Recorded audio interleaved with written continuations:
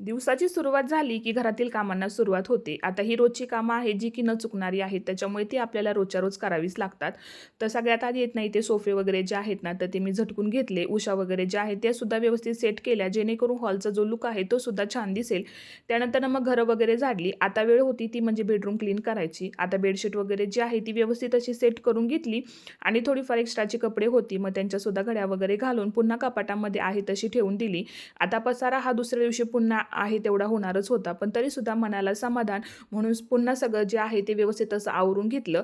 आता किचनमध्ये माझं थोडंसं काम जे आहे ते शिल्लक राहिलेलं होतं. नाश्ता झाल्यानंतर मग ते सुद्धा काम करायला घेतलं.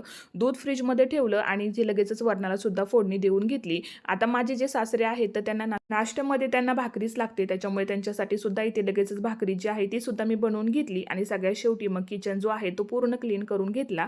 तर चला भेटूयात नेक्स्ट मिनी ब्लॉगमध्ये. तोपर्यंत बाय.